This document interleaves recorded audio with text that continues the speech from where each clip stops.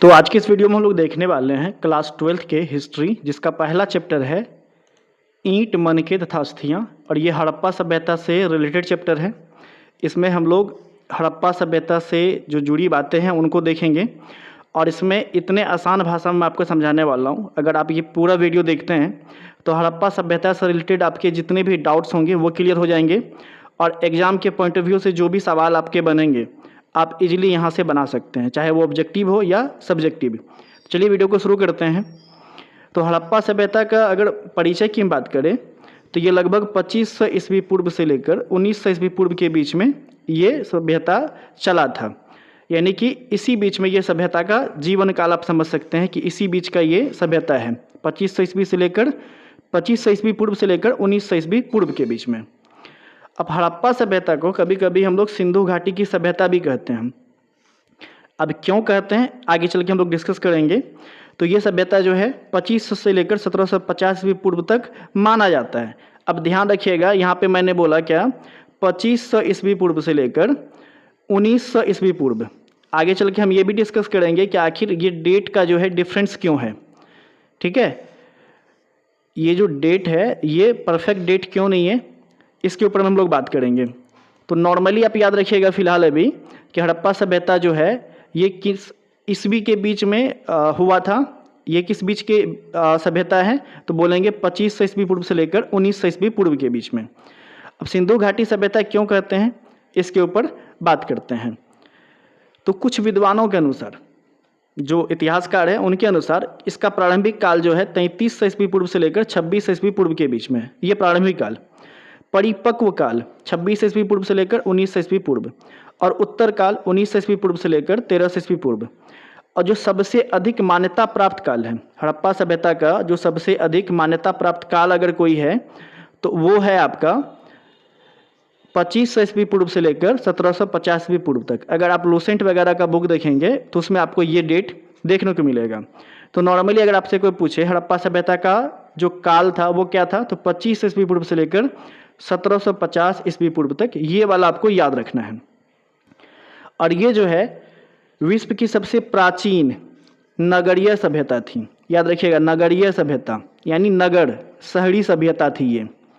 और ये दुनिया की सबसे प्राचीन शहरी सभ्यता में से एक सभ्यता है हड़प्पा सभ्यता। अब आगे बात करते हैं हम लोग, हड़प्पा सभ्यता को सिंधु घाटी की सभ्यता ही क्यों कहते हैं। अब आप कहीं हड़प्पा सभ्यता और कहीं सिंधु घाटी की सभ्यता, ये दोनों नाम आपको सुनने के लिए मिलेगा। तो आखिर हड़प्पा सभ्यता को सिंधु घाटी की सभ्यता क्यों कहते हैं, क्योंकि हड़प्पा सभ्यता सिंधु घाटी की सभ्यता इसलिए कहा जाता है क्योंकि इसका प्रमुख विकास जो है सिंधु नदी और इसकी सहायक नदियों की घाटी में हुआ था। यानी कि हड़प्पा सभ्यता जो बसा हुआ था उसके साइड में कौन सी नदी थी, सिंधु नदी थी। ठीक है, और मान लीजिए ये सिंधु नदी है तो इसके साइड में जो शहर बसा हुआ था, वो जितने भी शहर बसे हुए थे, चाहे वो सिंधु घाटी की नदी हो या सिंधु नदी घाटी के मान लीजिए सहायक नदी हो, ये मान लीजिए नदी है, तो इनकी जो सहायक नदी है इनके अगल बगल में जो शहर बसा हुआ था वो शहर क्या था, हड़प्पा सभ्यता। तो सिंधु नदी के बगल में था, इसी के कारण इनको सिंधु घाटी सभ्यता कहते हैं। तो हड़प्पा सभ्यता को सिंधु घाटी की सभ्यता इसलिए बोलते हैं क्योंकि सिंधु घाटी नदी के किनारे या इसके सहायक नदी के किनारे ये बसा हुआ था, जिसकी वजह से इसको सिंधु घाटी की सभ्यता कहते हैं। अब मेन बात क्या है, नदी का नाम। तो नदी का नाम क्या था, सिंधु, और उसके बगल में तो टोटल सभ्यता का नाम हो गया। तो सिंधु नदी नहीं, सिंधु नदी था अपना, और इसीलिए इसको कहा जाता है सिंधु घाटी की सभ्यता। अब हड़प्पा सभ्यता का जो प्रमुख स्थल था, एक तो था हड़प्पा शहर जो अभी कहाँ है, पाकिस्तान में। दूसरा था मोहनजोदड़ो, ये भी कहाँ है, पाकिस्तान में। इसके बाद लोथल जो कहाँ है, गुजरात में। कालीबंगन जो कहाँ है, राजस्थान में। राखीगढ़ी ये कहाँ है, हरियाणा में। और धौलावीरा ये गुजरात में। तो इनसे रिलेटेड आपको सवाल पूछा जाता है कि हड़प्पा सभ्यता के हड़प्पा शहर कहाँ पे है, तो पाकिस्तान में। हड़प्पा सभ्यता के मोहनजोदड़ो ये कहाँ पे है, तो ये भी पाकिस्तान में। कि हड़प्पा सभ्यता का लोथल कहाँ है, तो गुजरात में है। कालीबंगन वर्तमान में कहाँ है, तो राजस्थान में। राखीगढ़ी कहाँ है, तो हरियाणा में। और धौलावीरा कहाँ है, गुजरात में। लोथल से आपको कई बार अलग अलग प्रश्न बनते हैं, आगे चल के हम लोग इसके ऊपर डिस्कस करेंगे। और मोहनजोदड़ो से भी बनते हैं। तो हड़प्पा सभ्यता का नगर कैसा था, क्योंकि हड़प्पा सभ्यता जो है ये शहरी सभ्यता था, ठीक है, शहरी सभ्यता था। यहाँ पे लोग शहर में रहते थे, ऐसा नहीं ये शहर था, गांव नहीं था। और इसको कांस्य युग का सभ्यता भी कहते हैं, ये याद रखिएगा। हड़प्पा सभ्यता को कांस्य युग का भी सभ्यता कहा जाता है। तो इसका जो नगर था वो कैसा था, समांतर सड़कों से बना हुआ था, उत्तर दक्षिण और पूर्व पश्चिम सड़क था, नहीं उत्तर दक्षिण और पूर्व पश्चिम सड़क था। और कैसा सड़क था, बिल्कुल चौड़ा सड़क था, पूर्व पश्चिम, ठीक है। घर जो था पक्की ईंटों से बने थे, जितने भी हड़प्पा सभ्यता के घर थे वो पक्की ईंटों से बने थे। और नालियों का सुव्यवस्थित व्यवस्था था, जैसे आज के समय हम लोग नाली बनाते हैं पानी की निकास के लिए, तो उसका घर था पक्की ईंट से और नाली से बना था, नाली जो है पानी निकास के लिए। और मोहनजोदड़ो जो जगह था हड़प्पा सभ्यता का, यहाँ पे महान स्नानगार था। यहाँ पे महान स्नानगार अभी के टाइम में समझ लीजिए कि बहुत बड़ा तालाब टाइप का। लोथल जो था इसमें यहाँ से गोदीबाड़ा का प्रमाण मिला। गोदीबाड़ा क्या होता है, ये जो शब्द है इसका मतलब होता है जहाज को बांधने वाला, जहाँ पे समुद्री व्यापार हो, ठीक है, समुद्री व्यापार हो। और ये लोथल अभी कहाँ पे है, गुजरात में, ठीक है, तो गुजरात में है। और ये समुद्री व्यापार के लिए लोथल उस समय में प्रसिद्ध था। तो आपको कहेगा कि हड़प्पा सभ्यता का ऐसा कौन सा शहर है या कौन सा स्थान है जहाँ पे बंदरगाह मिला था, तो बंदरगाह मतलब जहाँ पे समुद्री व्यापार होता है तो वो होगा लोथल। और लोथल अभी वर्तमान में कहाँ है, गुजरात में। तो अगला है कि कृषि एवं आहार, तो हड़प्पा सभ्यता में किस प्रकार से खेती होता था और क्या लोग खाते थे। तो कृषि के जो मुख्य फसल थी, गेहूं होता था, जौ, चावल, चावल कहाँ मिला था, लोथल में। कपास, पहली बार कपास का प्रयोग इसी सभ्यता में हुआ था। तो ये जो है हड़प्पा सभ्यता की मुख्य फसल है, इनको आप याद रखिएगा, ये हड़प्पा सभ्यता की मुख्य फसलें हैं। खेती करने के लिए जो सिंचाई होता था कुआं और नहर से होता था। ये लोग खाते क्या थे हड़प्पा सभ्यता के लोग, तो अनाज खाते थे, मछली, मांस और दूध खाते थे, ठीक है। तो ये याद रखिएगा कि ये लोग भी मांसाहारी और शाकाहारी थे उस समय में। इसके समय में हस्तशिल्प और उद्योग की क्या व्यवस्था थी। हस्तशिल्प का मतलब हाथ से बनाया हुआ चीज़, उद्योग मतलब छोटा मोटा काम धंधा, फैक्ट्री से रिलेटेड। तो ये लोग जो है मन के बनाने के कार्य में प्रसिद्ध था। चूना पत्थर, शंख, पाटल, अर्धमूल्यवान पत्थर, इसके समय में पत्थर के भी क्या कहते हैं आभूषण बनते थे। शंख वगैरह, जो आज के टाइम में हम लोग शंख का बाला वगैरह पहना जाता है, तो ये लोग उन चीज़ों में प्रसिद्ध थे। इन लोगों को किस किस धातु का ज्ञान था, कांसा का था, इसीलिए कांस्य युग का सभ्यता कहा जाता है, तांबा का, सोना का और चांदी का।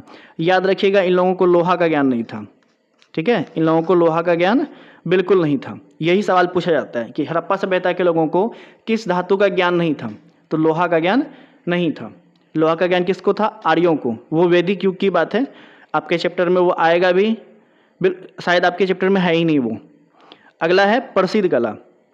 ये लोग किस कला में प्रसिद्ध थे, तो मोहर बनाने में। अब मोहर जो इन लोगों का बनता था सेलखड़ी का। सेलखड़ी एक पत्थर होता है जिनको आसानी से घिसकर क्या बनाया जाता है, मोहर बना जाता है। नृत्य करती युवती की मूर्ति, वो मूर्ति किस चीज़ की बनी हुई थी, कांस की। और बहुत अलग अलग टाइप के प्रतिमाएं बनाए थे ये लोग। इन लोगों का व्यापार कैसा था, तो आंतरिक व्यापार और बाहरी व्यापार। आंतरिक मतलब अपने शहर में ये लोग व्यापार करते थे अपने लोगों के बीच, और बाहरी मतलब अलग अलग देशों के साथ भी ये लोग व्यापार करते थे। इनका विदेशी व्यापार था मेसोपोटामिया के साथ, जो कि इराक में है, और इनके अलावा दूसरे देश ईरान में भी और अफगानिस्तान में भी इनका विदेशी व्यापार होता था। याद रखिएगा, मेन एक याद रखिएगा, मेसोपोटामिया के साथ ये लोग व्यापार करते थे, जो अभी कहाँ है, इराक में। ईरान में भी व्यापार करते थे, अफगानिस्तान में भी। तो ये लोग व्यापार में भी काफ़ी आगे थे। हड़प्पा सभ्यता के समय में कौन कौन सी वस्तु थी, कपास था, मनका था, धातु, पत्थर और माप तौल का व्यवस्था था। जैसे आज हम लोग मापने तौलने के लिए बाट का यूज करते हैं, बटखारा का ही लोग बोलते हैं, उसी तरह से ये लोग भी मापने तौलने के चीज़ों में आगे थे। इन लोगों को मापने तौलने का ज्ञान था।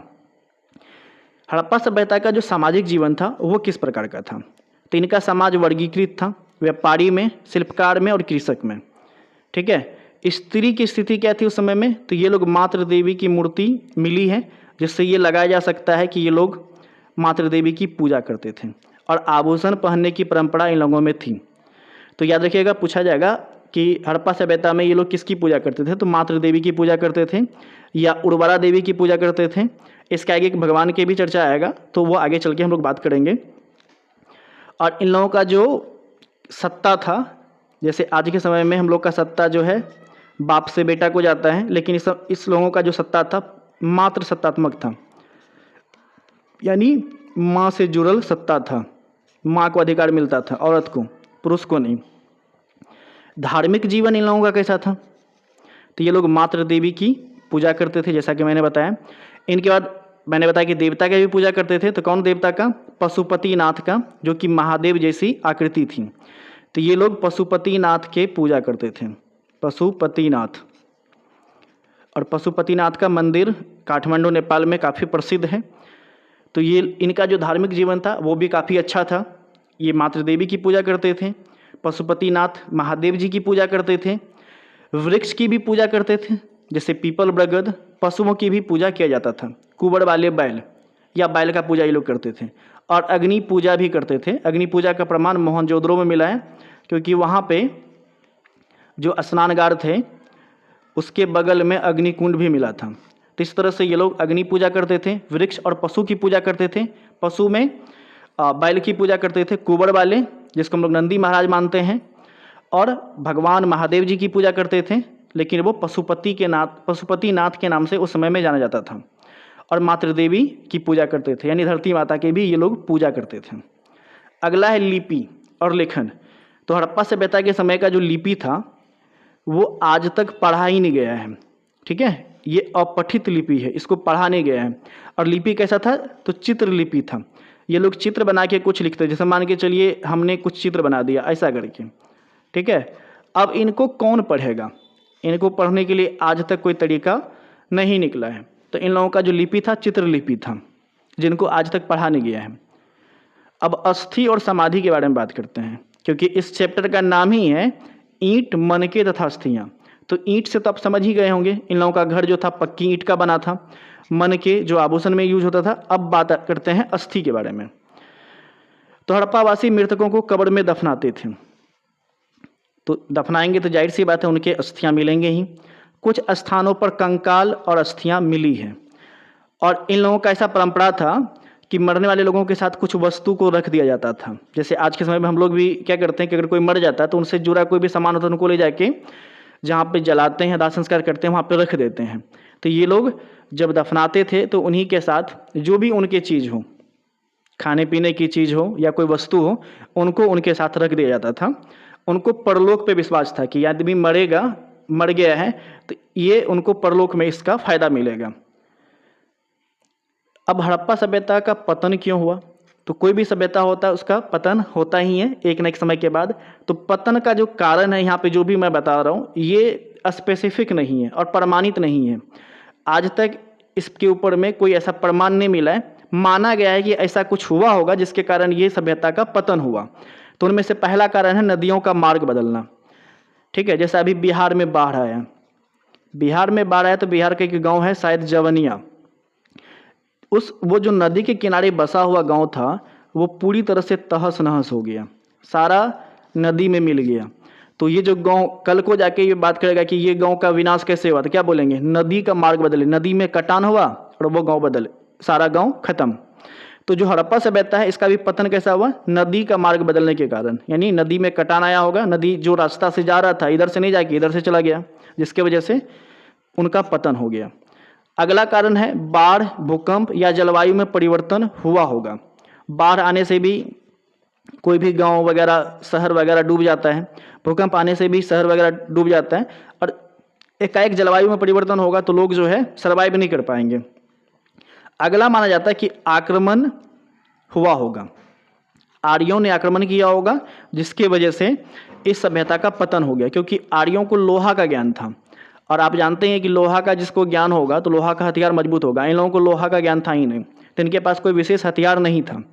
और उनके पास हथियार था, तो जिसके वजह से हो सकता है कि वो आक्रमण किए और सभी लोगों को मार दिए और कब्जा कर लिए। क्योंकि इनके बाद नेक्स्ट जो आता है वैदिक काल ही आता है, जिसमें आर्य के बारे में हम लोग पढ़ेंगे। तो इस तरह से हड़प्पा सभ्यता का पूरा एक नोट्स जो आसान भाषा में मैंने आपको दिखा दिया। अब आप इनको क्या करेंगे, पूरा नोट्स को अपने कॉपी में उतारेंगे और अच्छे से समझेंगे लाइन बाय लाइन, जिससे आपको एग्जाम में कोई भी सवाल आए तो आप इजीली बना सकते हैं। तो अगर आप इस वीडियो को यहाँ तक देखें तो उम्मीद करते हैं वीडियो आपको पसंद आई होगी। अगर वीडियो पसंद है वीडियो को लाइक करिएगा, कमेंट करना, फीडबैक दीजिएगा और चैनल पर पहली बार है तो चैनल को सब्सक्राइब कर लीजिएगा। तो आपसे मिलते अगले वीडियो में, आज के लिए इतना ही।